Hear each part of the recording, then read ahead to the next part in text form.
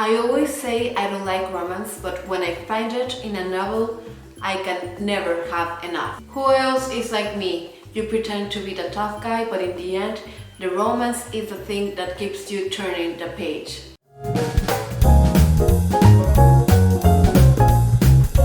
Before we start with this video, please leave me in the comments.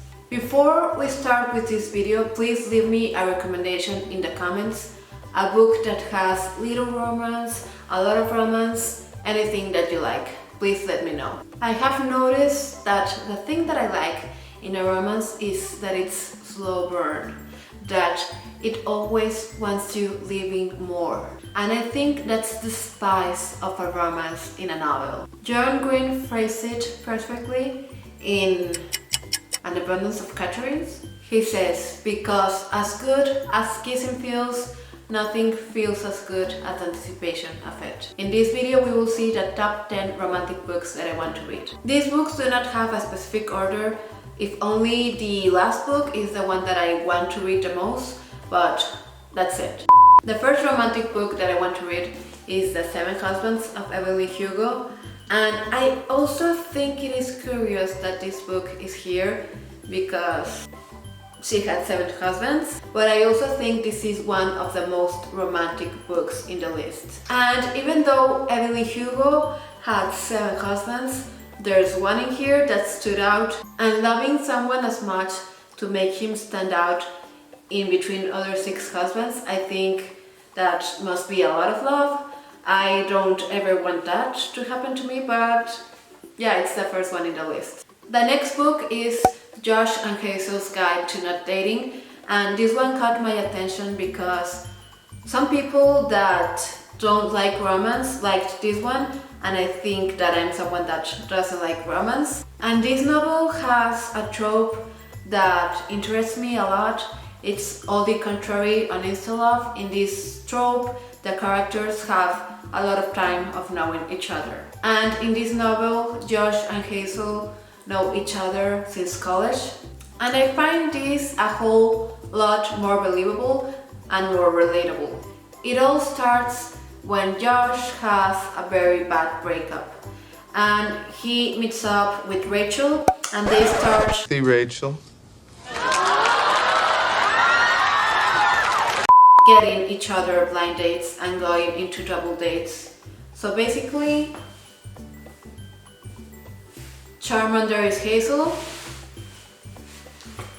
and Oscar is Josh. So they get each other blind dates and then they go on double dates, and the blind dates that they get each other suck, and one would think that they do this on purpose, but they don't want to admit that. Aww. The Sun is Also a Star had a movie adaptation that came out last year, and the story starts when it's only hours before Natasha's family is going to be deported to Jamaica, and she meets Daniel, a hopeful romantic that basically bets that it is possible to fall in love in 24 hours. Natasha doesn't believe this, but we follow her and Daniel to New York for a whole day. Yes, this book takes place in only one day. The next book is Again But Better. Here we follow medicine student Shane, who has wasted her life on college. She doesn't have any friends, she's never had a boyfriend, and to solve that she decides to go abroad to London. She wants to start from zero, and she obviously meets a guy, but it's also more about a coming-of-age story and finding yourself. The next book is Me Before You, and I already watched the movie and I cried. I love to cry in movies and books, fiction in general, but I don't love to cry for real life, or at least not my life. Even though I already know this story, I want to read the trilogy, and this is the first book in that trilogy. In here we follow a girl that's very quirky and weird, and she's having a hard time finding a job because weird. This is perfect because a young man needs special care and he's having trouble finding someone that can give it to him because he's a jerk. And he makes the girl's job so difficult, but with her quirkiness, she's going to melt that ice cold heart. The next book is The Savior's Champion, and this is a self-published book that is basically a merge between Gladiators and Indiana Jones.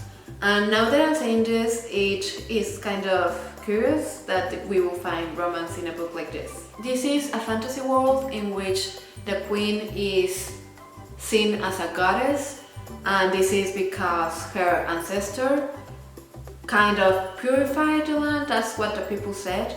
And this savior is in age of getting married, and they always find their future husband in a tourney in which they invite men from all the region, and they basically fight each other to death for the queen. Our protagonist enters that tournament to protect his family, and instead of falling in love with the woman that he's fighting to death for, he falls in love with this woman's sister. The next book is The Selection, and this had a lot of hype way back then. I still want to read it, and it's probably my fault because I started watching booktubers' old videos and this just spiked my attention. This is also a fantasy world in which the people are not very happy, and a way of a consolation prize is to organize sort of the Bachelor between common girls. And who doesn't want to be queen? All of them line up because they want to be the next queen. Actually, I just realized that this book and last book have that in common. And there's obviously a love triangle. Book number 8 is The Culprit, and almost everyone's loving this one. So I want to see if I'm gonna like it too. This is about a girl that's part human, part fae, and she goes to the fae world in which the prince is cruel. And I want to see if he really is as cruel as people say he is. And I want to know why in the world would this human fall in love with him. The next book is also one that had its best hype probably 10 years ago, and I'm talking about Fangirl. In here we follow a girl that has a lot of anxiety. She is very introverted and she has a twin. They go to college, the twin makes it in college, she doesn't. And she meets a guy named Levi, and he's supposed to be a very cute guy, and I'm always curious to read about guys that aren't jerks. And last but not least, the romantic book that I want to read the most is After. Nah, I'm just kidding. I probably lost half of my subscribers with that joke, but the book that I want to read the most that has romance in it is Great Expectations. I haven't read this yet, but I have a feeling that this is going to be my new favorite book of all time. Yes, I think that this might take the throne away from Fahrenheit 451. In here we follow Pip, who very soon in life finds out the difference between him, a low-class boy, and a girl that he likes, a high-class girl. And he learns that she's never going to be with him because of that. Soon after, a mysterious sponsor approaches him and wants to make a gentleman out of him. Pip sees this as the perfect opportunity to gain the heart of the woman that he loves. I have a feeling that this is a book that's going to break my heart, because I have a hunch that this girl only wants to play with Pip's heart, and yeah, girls can be jerks too. So that's it for today's list. If you like this video, please hit the like button, don't forget to subscribe and turn the notification bell on. Share this video with your friends, and don't forget to leave me your romantic recommendation in the comment section.